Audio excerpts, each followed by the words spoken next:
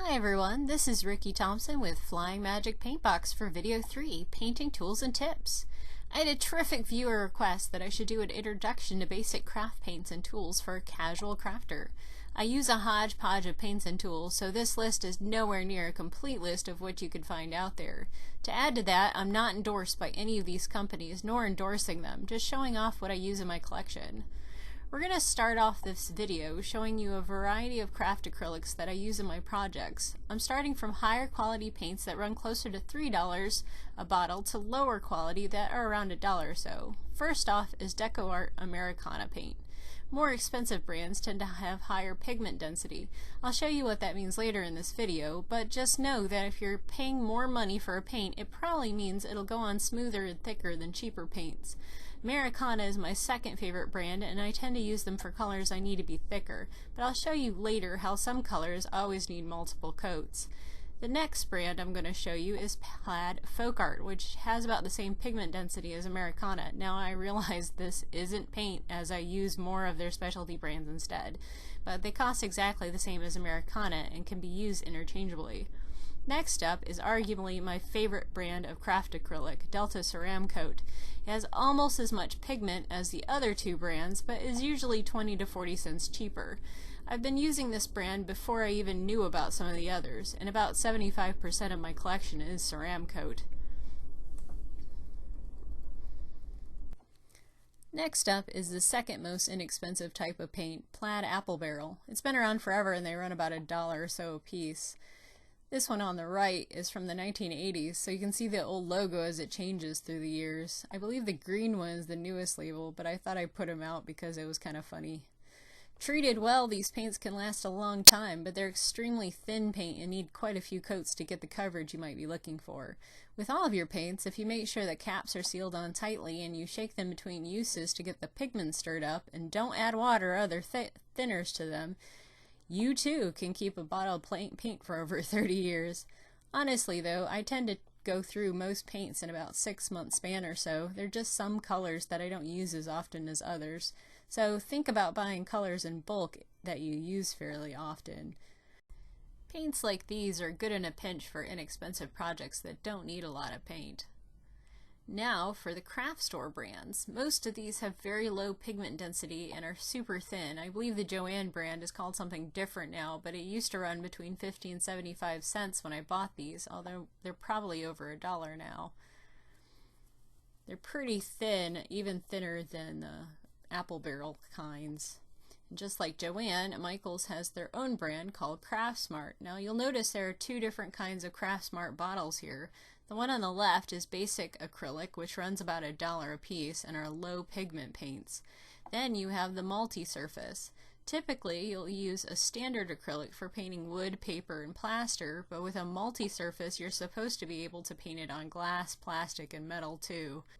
I haven't actually tried this one out on those other surfaces, but they're supposed to work really well. What I do know though is all of the brands I've gone through here today with the Americana, Folk Art, and Ceramcoat all have multi-surface paint. They tend to have even higher pigment density and need fewer coats of paint to finish your project. So make sure you look for the right type of paint when shopping. You can spend less money if you're not going to be using the paint on plastic or glass, or if you want to spend more money on the multi-surface paint so you'll have more flexibility in the long run, you can always buy the multi-surface and have it around for all your different projects that you might have. Now we're going to skip back for a moment and go over some specialty types of paints that cost a bit more money but are worth it for what they're used for. These are Plaid Folk Art paints called Color Shift. These paints will run you more than the multi-surface, but they have an interesting type of pigment that shifts between two different colors. You can't see it very well in the video, but this purple and turquoise shift to a bluish color as you move them around. There's a whole line of these color shift paints out there, and some of them are sort of thin and might need a base coat under them, but they're well worth it for what they do and the pretty colors they give.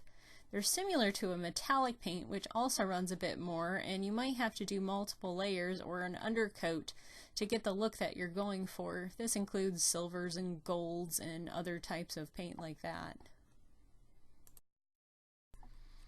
Now, I had a question about why I use one paint over another, and I told you at the beginning of the video that I talk a bit more about high and low density pigments. So Ceramcoat here is a higher density pigment than Joanne Craft Essentials, or whatever it's called now. It's more expensive, but I'm going to show you on an ornament here what that actually looks like and why you might want to use Ceramcoat as opposed to the Essentials. I'm going to take some of the Ceramcoat with a flat brush and do just one coat over this cloud. You can see what more pigment density in a paint looks like because of the fact that it goes on much thicker and smoother than other paints that have more water in them.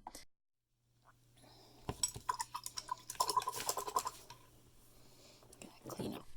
So once I've cleaned out my brush here, and I'm going to take some of the Craft Essential paints using the exact same brush and go over it in the exact same manner as I did with the Ceramcoat. As you can see, it looks like it's been watered down, but I didn't. I promise it comes out of the bottle exactly like this.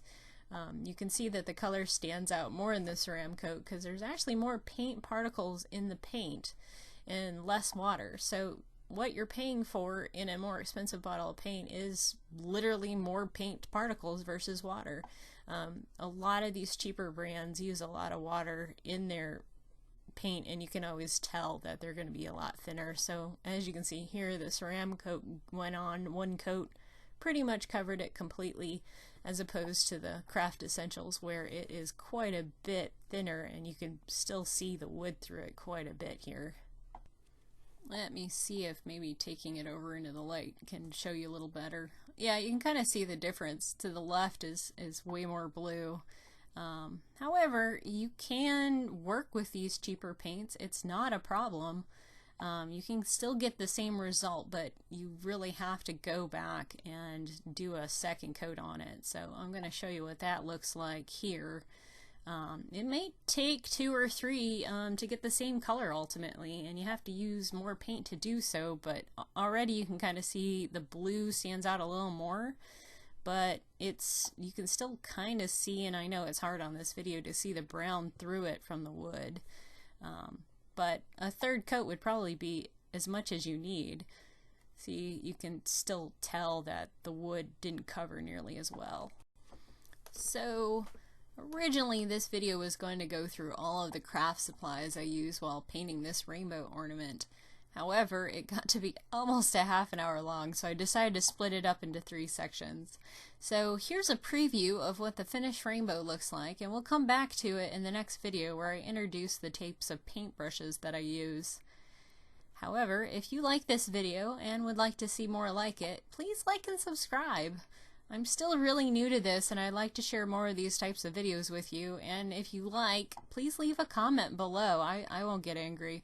You can even let me know what other types of videos you'd like to see, or heck, let me know what kind of projects you're working on currently. I'd love to see your finished projects, see if there's any tips and tricks that I can use. As for the Magic Flying Paint Box, we'll be flying some magic your way very soon. So come back and see us for part 2 of this series.